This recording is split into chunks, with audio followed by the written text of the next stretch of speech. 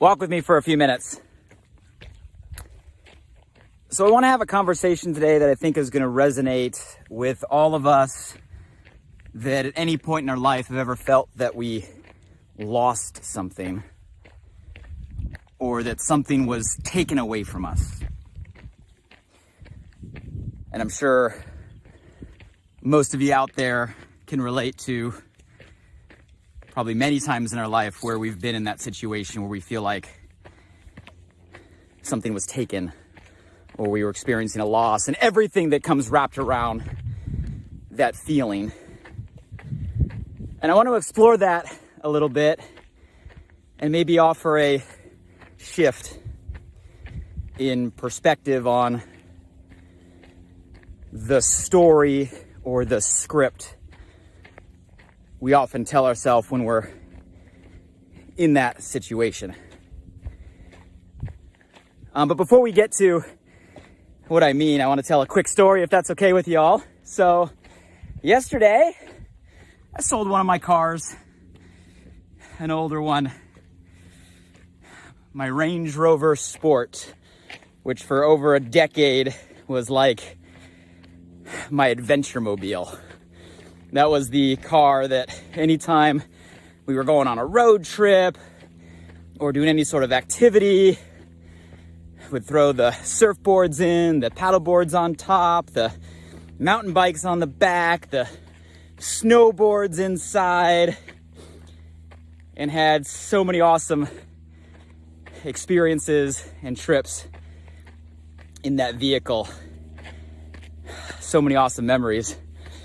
But it was time to go. Picked up a new Ford Raptor, my first truck. For all of you who don't know much about trucks, it's kind of like a race car wrapped into a full-size truck. The thing is insane. So stoked on the new family adventure mobile. With pandemic, we're doing a lot more road trips as a family and want to keep the experiences going. So I'm excited about that. But point of the story is yesterday, went to sell the car, was referred to the CarMax lot, which I wasn't familiar with. Was amazed how simple it was to sell a car. The process was super easy. You go in, they go through a little inspection and they give you an appraisal on the spot. Hold on one second. Morning. Morning.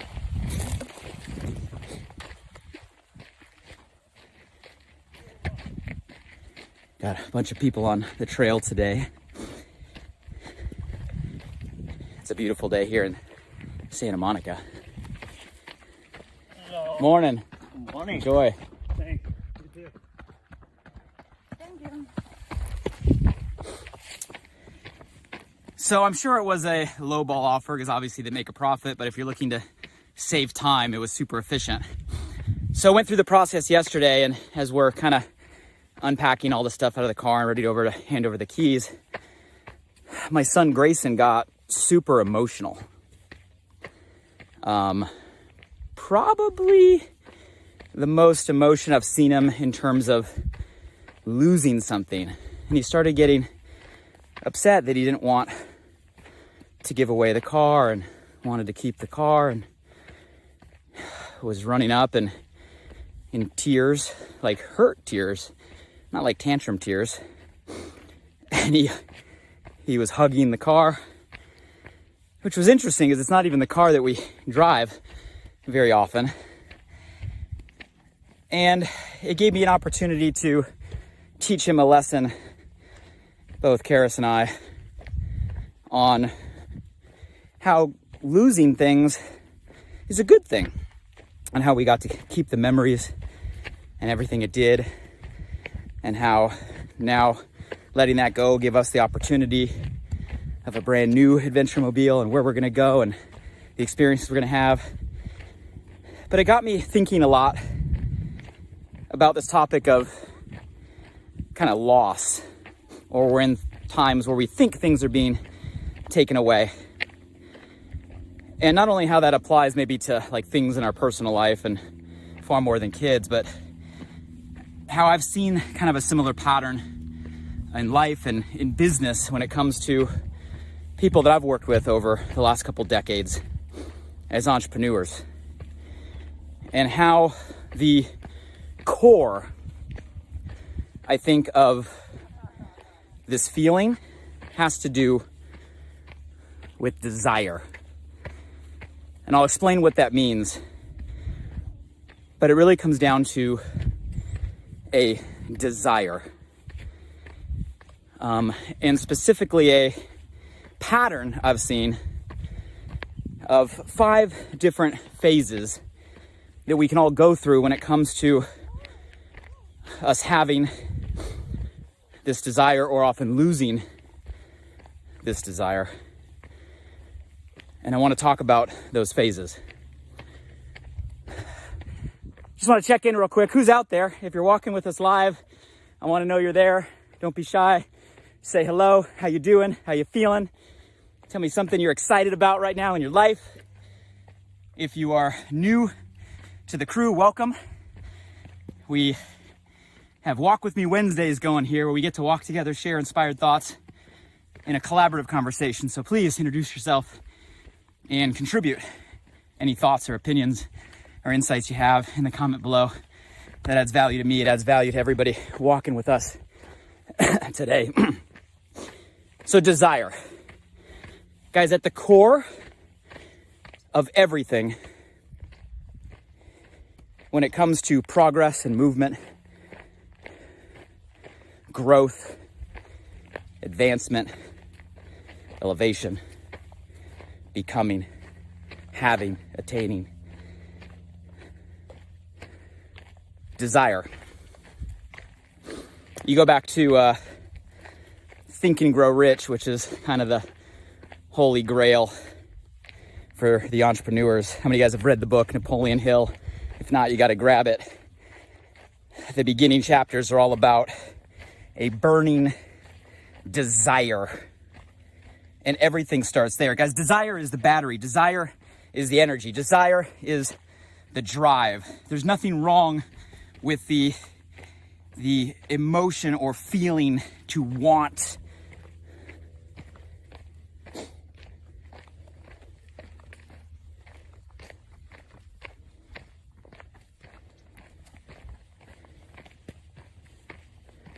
To aspire to have.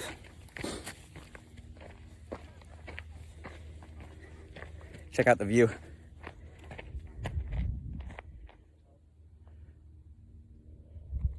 Beautiful day. And everything starts there. So, I'm gonna take a seat here. Oh. So everything starts with a burning desire. You see, a burning desire is the beginning point. It is the starting point. It is what makes you move. For 2 reasons, really. A burning desire is what's going to give you the ignition. It's what's going to give you the energy in order to do all the other things you need to do to go to the next phase, right? Desire means you're going to seek to learn. Desire means you're going to work to advance. Desire means you're going to put in the time. Desire means you're going to be persistent and consistent. Desire means you're going to have the resilience. Desire is what fuels all of the things you need in order to get what you want, to move toward a vision for yourself.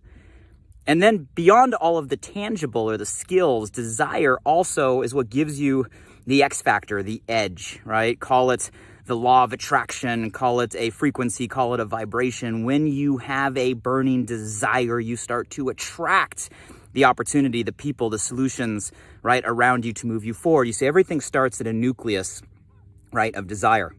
And when your desire level gets to a point that all those things start to happen, you move into kind of the first phase. And the first phase I've seen in this consistent pattern is the rise, right? When you have a burning desire and you do all the things I just said, you move into a trajectory where you begin to rise. You begin, right, to accumulate. You begin to get. You begin to receive, right? How many of you have been in a place where you desired something? You put in the work, you put in the time, it pushed you forward, and you started to see a result. You started to see a progress. You started to get the things that you want. We've all been there. And that's an exciting place to be when you're in the rise, where you start to get the things that maybe you once wished for, once, dreamed of, and it starts to become a reality. Like, that's a victory, that's a win, like that's a fun place to be. But there's an interesting thing that happens in the rise. Once you start to rise and you start to grow, yes, it's fun. Yes, you start to accumulate. Yes, you start to get. But what happens is, as you start to receive the very things that you desired, that desire energy starts to go down or starts to diminish. Matter of fact, actually, when you're in the rise, a lot of times your desire level starts to go down. And so often we don't notice it, because when we're in that phase of everything's working, we're getting what we want, right? We're celebrating, we're happy. Maybe some of the worries and the stresses and the anxiety start to go away. It's like, this is what I've worked for. But what you don't realize is happening behind the scenes is your desire level starts to diminish. And if that desire level starts to go down for too long, even when you're on the rise, you hit a second phase. And a second phase I've seen a lot of people hit throughout my career. I've hit many times throughout my life, and I'm willing to bet you've found to be true in your own experience. And that phase 2 is what I'll call a plateau.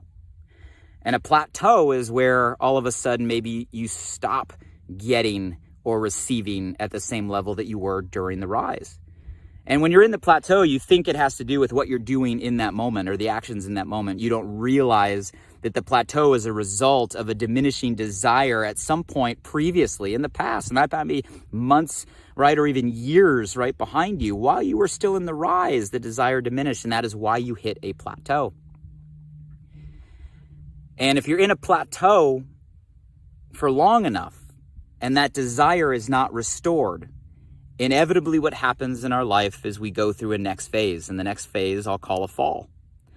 And the fall, as you can tell just by the term, is when that curve starts to go down. And this is where we get to where I started the conversation. When you go through a fall is when you are now in a place in life where you feel like things are being taken away. You feel like you are losing something. And that's an interesting feeling to be in when you're in that fall of now you are losing things you perceived you once had, right? Things are being quote unquote taken from you that you once had in your grasp. And you guys, that phase right there is a very interesting phase, because that phase you can really receive a couple different ways. And a lot of people, when they're in that phase, we experience loss. I think about my son when all of a sudden something was, being taken away from him, and all he could focus on was what he was losing, was the loss, was, the feeling of something being taken away, something he had that he'll no longer have. And in our life, we go through that a lot, right? When all of a sudden things that we had in our grasp are no longer there. And we perceive that as a negative, right? We perceive that as a problem. Sometimes we get stuck in the victim mentality of why is this happening to me? Sometimes we slip into a depression, right, in that scenario because we are in a state of loss. And I'll tell you, the longer we stick in that type of perception, the longer we stay in the fall. The longer we start to focus on things that are being taken away as a negative or as a problem, the further down we will fall. The more we're worried about what we are losing, the more we will lose. The more we feel like things are being taken away as a negative, the more things will be taken away. How many of you have ever been in this situation or felt this situation before? But here's a little different perspective. It's when you're back in the fall that your desire starts to refire. See, guys, the minute we have something and that something is taken from us, our desire is restored, the value is restored, our appreciation is restored. You see, it's in the loss or the losing that our desire starts to get reignited, starts to be a catalyst again. And sometimes we have to go through those falls in order to get the gift of our desire back. I'm sure we've all experienced this in our life when we have something, we took it for granted, and even the threat of it going away restored our appreciation or desire for it. Or maybe we had something and something was taken away, and that restored the desire for us to get it back. And when we got it back, man, we appreciated it more than ever before because we went through that fall or that loss. You guys see, what if the fall is actually a gift? What if the fall is actually the universe's way to make sure that it keeps our desire firing? And when you're in that fall and that desire level starts to rebuild and rebuild and rebuild and rebuild and eventually hits a point where you go through that next phase. And guys, the next phase is the turn, right? And the turn can happen as soon, right, or as late as that desire level starts to refill, as that desire tank, right, starts to refill. And as the desire tank starts to refill, you make the turn. And once you make the turn, you move back to the rise again. And what's interesting about the rise again is you're not starting from the same place you started before. You're starting from the place of experience. You're starting from the place of wisdom. You're starting from the place of having gone through what I'll call the desire curve, right? Of understanding the rise, understanding the plateau, understanding the experience in the fall, understanding the turn. And now you get to rise again, not from where you began, but with all of the experience that you had having gone through that desire curve. So guys, I've seen that consistently. I've never heard it put in those phases, but that's me trying to communicate or articulate things I've seen throughout my own life, right? I've seen it time and time again at simple levels on things you really, really want. And then once you get, the desire diminishes, and then you take it for granted until it's taken away, and then that desire gets restored, right? And if it doesn't get restored, you go through this fall, but once it gets restored, you go through this rise. It can happen in simple things in life. I've seen it happen in business time and time again, working with entrepreneurs, right? We talk all the time about, the victims of the obstacles that we all know, how overcoming rejection or overcoming failure or, persistence and all the things that it takes, right, to be successful and all the obstacles that can be in our way. But we don't talk enough about how many people can become a victim of their own success, how success itself can become the biggest problem. Because once you get there, I see so many people get there. They are successful. They make the money. They got the things. But they lose the desire that fueled them in the beginning. And you guys having all the things and buying all the stuff, but losing the burning desire that it took to get there means you missed the point. And I see a lot of people become victims of their own success. Not because of the talent or skill, but because of this desire concept that they need to restore. I've lived it in my own life time and time and time again, where it's when you have the void, right, and you're in the chase, that you feel the best, that you get there. And a lot of times when you have everything you want, can buy everything you want, can do everything you want, although it sounds, right, amazing, and I want all of you guys to experience this. You deserve to experience this for yourself. But hopefully you can take this guidance, if and when you get there, and I know you will, you don't lose the desire, because the desire is what's going to keep you going and keep that trajectory going up. So guys, wanted to share all that with you today, because I know right now we're at a time where it's very easy to perceive things being taken from you. It's very easy to perceive loss, right? It's very easy maybe to have had something a year ago or a couple years ago or earlier this year, and now all of a sudden, maybe we're going through that fall where we think it's a problem that it's being taken away, but maybe there's a shift we can make in how we approach all of this, that it's in the loss that creates the void, that is the gift. And that gift has a chance to restore burning desire for what we want, right? That catalyst, that ignition that we need in order for us to make the turn and go on another rise that's going to be bigger and greater than ever before. So wanted to share that with you guys today. I'm going to get back and finish my run. One more view from the top. Beautiful day. Sun is out. Awesome time of the year. And hey, the desire curve. Where are you at right now? Do you have a burning desire? Are you on the rise? Right now you're on the rise, but maybe the desire isn't once what you had, and maybe you're heading toward a plateau because of it. Have you hit a plateau because you lost the desire a while back and now you're starting to fall? Are you in the middle of the fall, which is where you have to make the decision? Are you still focused on the why is me and the victim and what you may lose?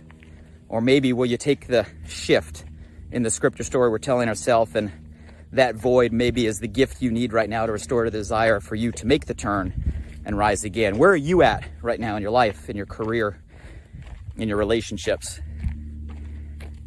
Let me know below if this helped. Let me know if you guys got value. If there's anybody that came to your mind or your heart that's in one of these phases right now that you think this might help clarify or crystallize, give them a tag below. In the meantime, hope everybody has an amazing day. Until next time we walk together, stay safe, stay sane, stay healthy. And here's to have a burning desire perpetually in our life to constantly drive us forward as we become who we're meant to. Take care, everybody.